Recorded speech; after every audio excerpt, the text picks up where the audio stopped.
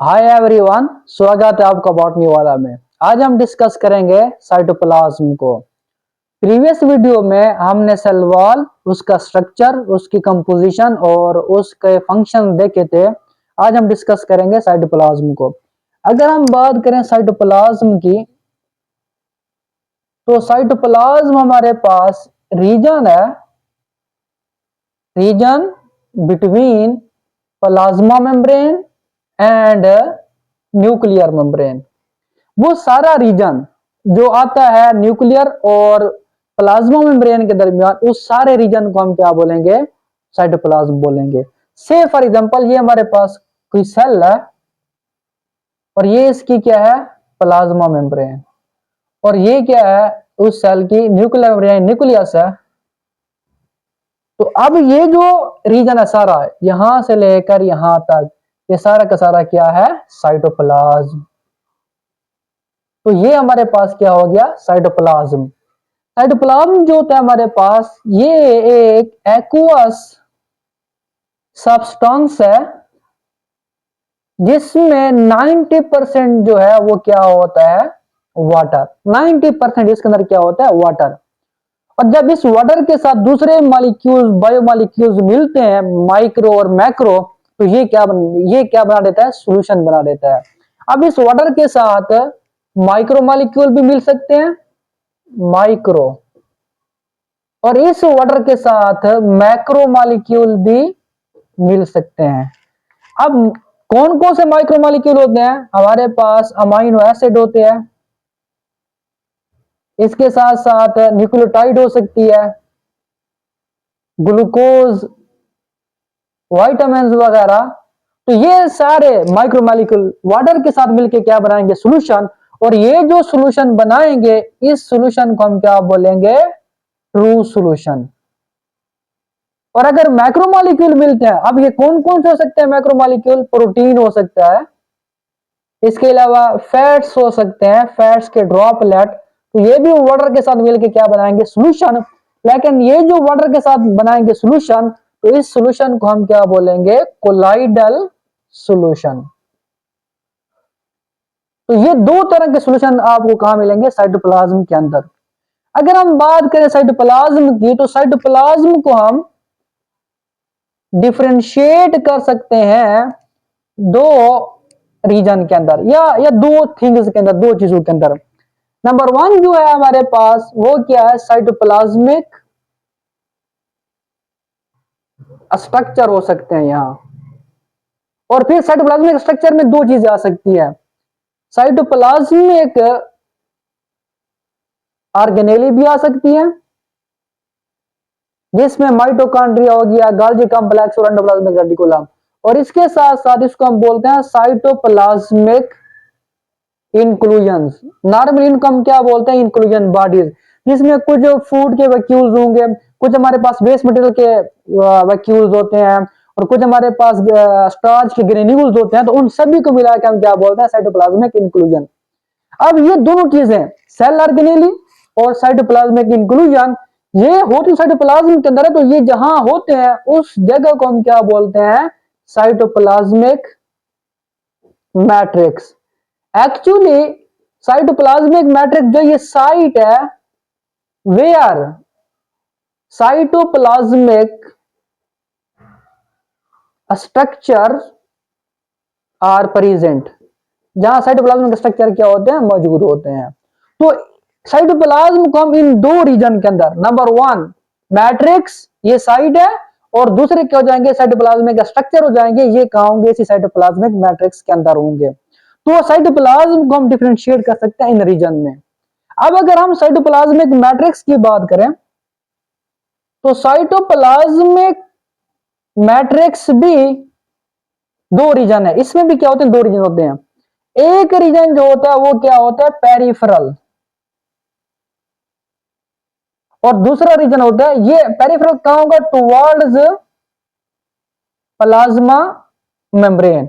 और जो हमारे पास दूसरा रीजन होता है वो क्या होता है? सेंट्रल होता है।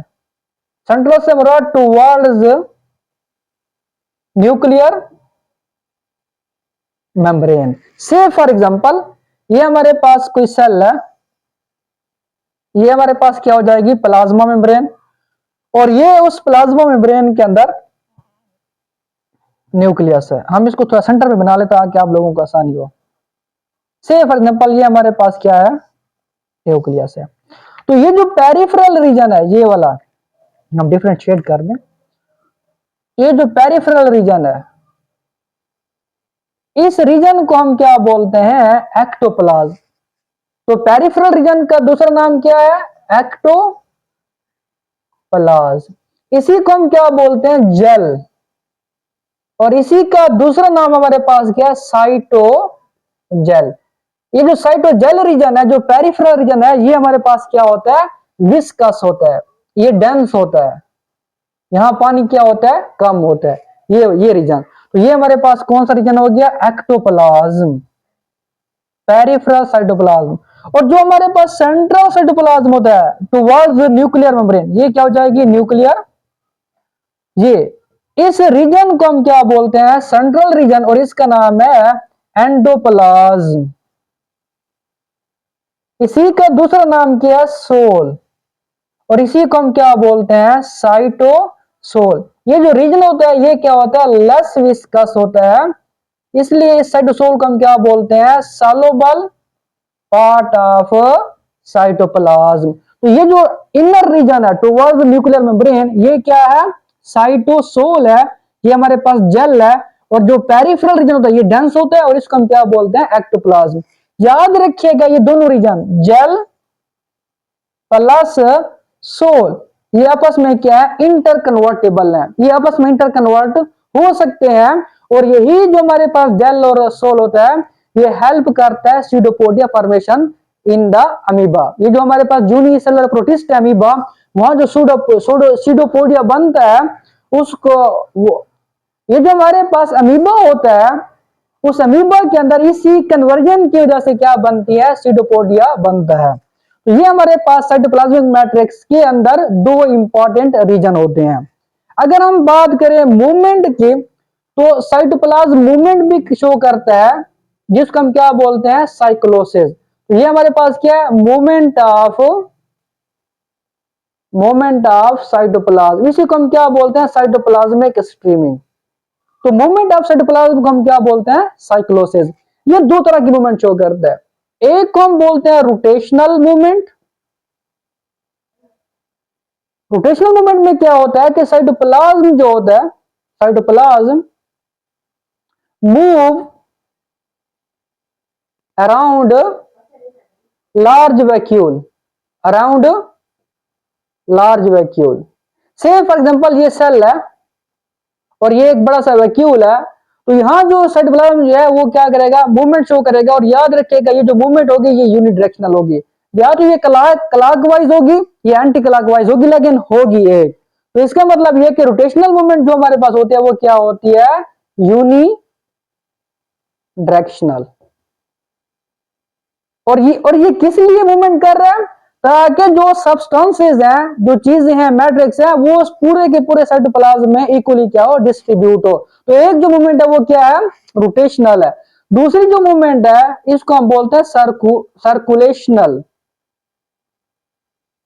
ये जो मूवमेंट होती है सर्कुलेशनल साइक्लोसिस वाली, इसमें साइटोप्लाज्म जो है, साइटोप्लाज्म मूव करेगा अराउंड मैनी टाइनी वैक्यूल, बहुत सारे वैक्यूल्स होंगे छोटे छोटे, और वहां जो साइटोप्लाज्म क्या करेगा, मूव करेगा। से फॉर एग्जांपल ये हमारे पास साइटोप्लाज्म है ये, और यहां हमारे पास क्या है, वैक्यूल पड़े हुए हैं।